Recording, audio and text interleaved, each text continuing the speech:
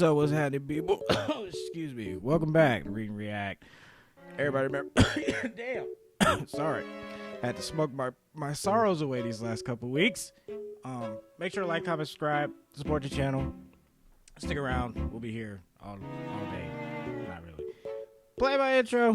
Bask on demand. Sit back and watch the show. Let you talk your shit, but we done heard it all before. She don't got that same glow anymore. Acting like it's painful, bitch ain't nothing, bro. Brand new me, pop a tab for the feeling. She say I'm OD, flexing on my old demons. Offshore, shit degrees, shit won't freeze. Been the one to beat, stop, drop to your knees. Alright, man, so where do I even begin, right? We missed last week. I decided that I needed to sit back and kind of watch for a little bit, because I'm not gonna lie, we're gonna have to kick back for this one today, y'all. We just conversating. I don't know if we gonna watch film, you know what I'm saying? I don't know. We might not even watch no film today, because I feel like film does not explain the shit that we are seeing, right? Now, if you've been following the show, then you've heard me on one occasion or the other say these things. There were holes in the defense. Pretty sure it was a game against the Jaguars, even games against the Panthers, the Packers. When you look over the film, you just see people open, running across the middle, but the quarterback just didn't see them. And I said, if they keep this shit up and they keep trying to just let these quarterbacks beat them, somebody's going to take what they give them. And Will Levis was the guy who took what they gave him, and he took every inch, pause. But, you know, after Will Levis, I kind of was just like, maybe Will Levis was just good. Maybe Will Levis is good. You know, in terms of the quarterback, at this point, it don't fucking matter who the quarterback is. And, I was trying to because, Dez is young and we don't know for sure. We know for sure what Taylor Heineke was. We knew that from the goddamn beginning. People were trying to fool themselves and say, well, hey, because he got the experience and he can move a little better in the pocket and he'll a little faster, he'll make this team a winning team. And turns out that was not correct.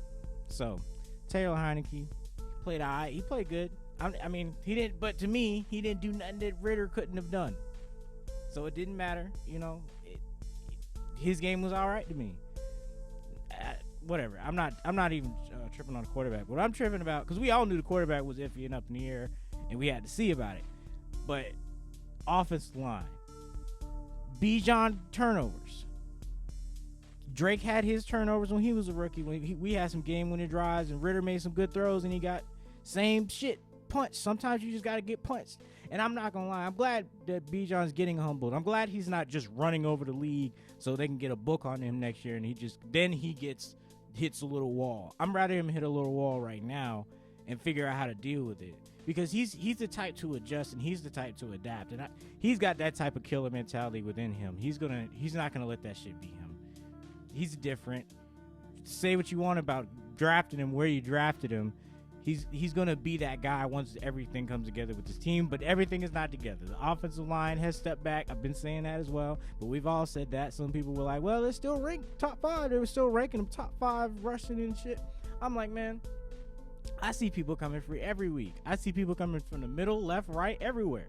Bergeron has spurts of greatness, and then he looks like a rookie again. Caleb McGarry looks like he can get back to the form he was last year, then he takes a step back. Jake Matthews looks great, maybe good for his age, and then he takes a step back. But the most disappointing thing to me in these last 2 weeks has been the defense. This has been a top 5 ranked defense, and I don't give a fuck about, they don't get that excuse, bro. If you're top 5, I don't care if you like the Vikings started within the 1, they gave up 3. They didn't give up 3 touchdowns to Josh fucking Dobbs. And I'm not saying like Josh Dobbs is trash, but some of these plays, like we might have to watch film, but Richie Grant looking dumb. I'm talking about like, and Richie Grant had the one good play against the Bucks, but ever since that, man, he's been like this all season. He just he can't stay up, man. He's stock market, bro. But it's all good, man. Like, he's better than me at safety. I know that. Like I'm not a fool. Like, I understand. These are still great players, you know, but it's not translating, and they're putting themselves into positions to be great just to squander it. You put yourselves in position to run away with the division, and you squander it. This is the easiest schedule in the league, and you start off the easiest schedule left in the league.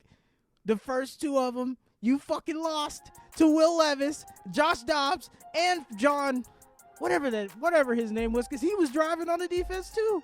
First drive. So it does. There's a lot wrong with going on. There's not just the quarterback. This is not a team right now that looks like they can host a home game or even get in the wild card at this point. Because those were the two that was psh, Falcons. Psh, they're struggling. They're rebuilding. They're fire sailing. And we lost to Washington too. Them niggas was fire sailing their team. They just sold their 2 star DNs. And we lost to them motherfuckers too. That's 3. That's an 8. We could be 8-2. That's running away. That's running away with the division. Not even close. Regardless of the fucking quarterback play. Because even with the quarterback play, we were still in some of these games. We just didn't make the stop. We didn't force a field goal. In those situations, we just didn't do it. We had 3rd and 13 against Josh Dobbs, and we couldn't fucking stop him. And even if he didn't run that ball, he had somebody running. Somebody was running a corner post. It was wide open. The safety stepped up when they were playing the box. They thought that they were going to get everything short, and they were daring them to throw deep. But there's still gaping holes in that defense. They didn't want to go zone because he was tearing them up. We couldn't tackle. D. Alford missed a sack. But, D. Alford had that hit on Osborne, and he was knocked out. So then that I think that completely changed the outlook of the game. Because I feel like the Falcons were playing great on defense on both sides until that play happened with Osborne when he got hurt. Because then they were all pussyfied, all right, let me wrap up. And then Alford tried to wrap up on that sack, and Josh Dobbs said, get off of me, fuck nigga. And he made some shit happen. And kudos to Josh Dobbs, bro. But if you're top 5 defense, I'm not so giving that credit to Josh Dobbs in that situation, under those circumstances, in your house.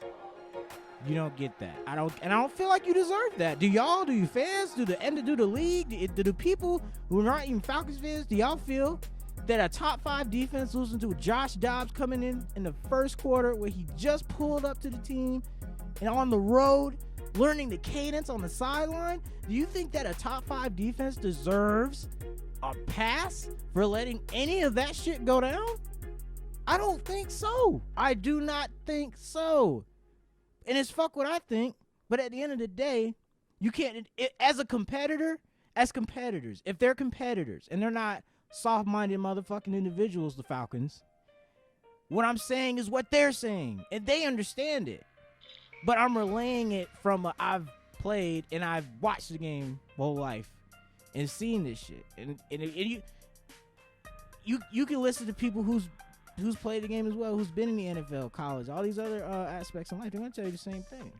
They can tell you what I'm telling you. If they were on a top 5 defense, tell me if you were not on a top 5 defense and somebody came into y'all house in the NFL with no cadence and beat y'all and put 31 up on y'all, you wouldn't think to yourself that, damn, we don't deserve no fucking leeway. We don't deserve no excuse for that. I don't care where we were starting. I don't care how trash I don't care if I got Uncle Rico back there throwing ball on offense. I'm not giving up 31 as a top 5 defense, straight up. And if I'm just a nigga talking and I'm wrong, you're not a competitor, bruh. And I don't think nobody can call you competitive if you feel that way. There's no way you can be throwing around excuses. You gotta take up for that shit. You gotta eat that one. That's unacceptable. That's unacceptable to give up 3 touchdowns to Josh Dobbs like that. Because it was a lot of missed tackles was those points was giving up. It wasn't like, they were tired and shit. No, fuck that. No. They shouldn't even have gotten past the 3rd and 12 and 3rd and 18s. They couldn't get off the field on 3rd down and 4th down. No excuse, bro. I don't care, bro. Kentavious Street played excellent. I thought he played great. Came in and made a really big impact to where it was like, did we miss Grady on the line? Not really. Calais Campbell played excellent.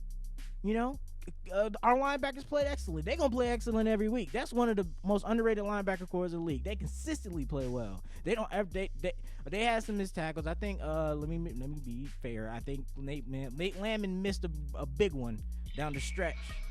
But, you know, again, after that hit with Alfred, I think they got pussified and they were trying to wrap up. Wait, when they didn't bring their feet or nothing. It was looking real soft after that hit, you know. But all in all, that was not a good look, and I feel like now the scope has magnified onto one person, and that's Arthur Smith, because. I'm gonna hold the defense accountable for this shit.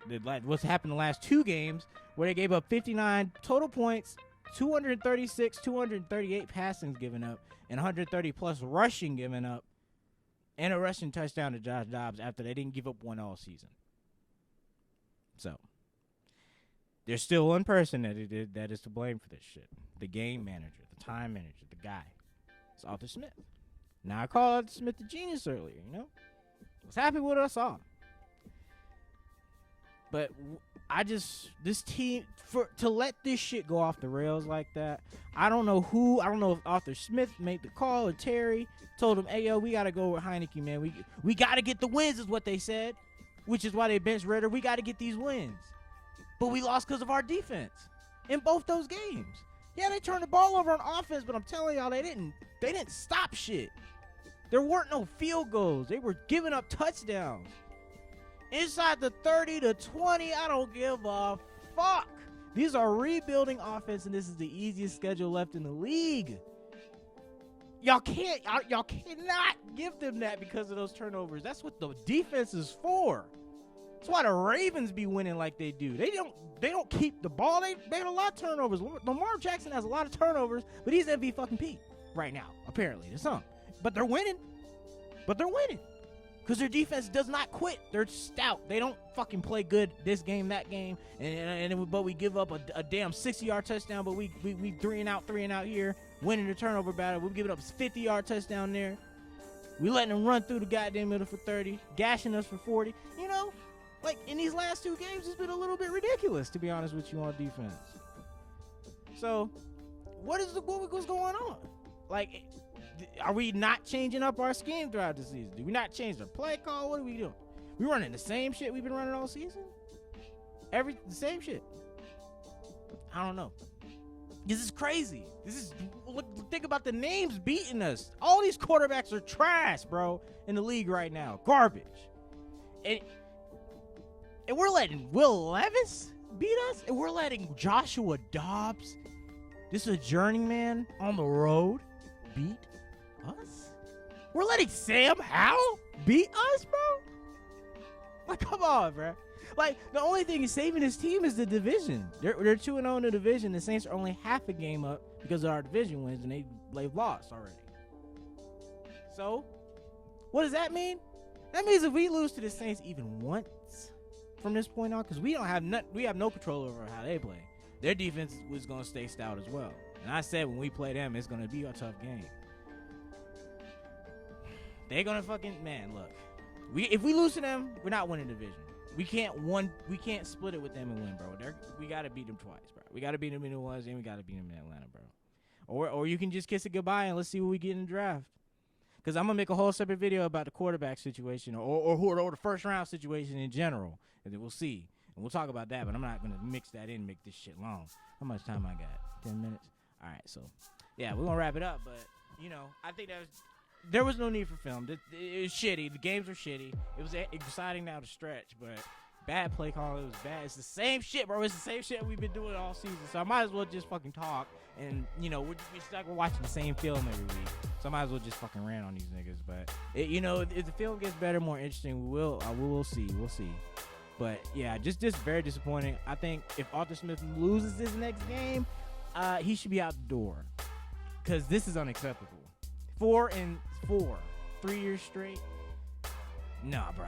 And you wanted to be the one calling plays, head coach calling plays, and you got a stunt man, goddamn Joe Biden ass OC over there just sitting there and like, just, what'd you say, Daddy? All right. You said what? All right, bet.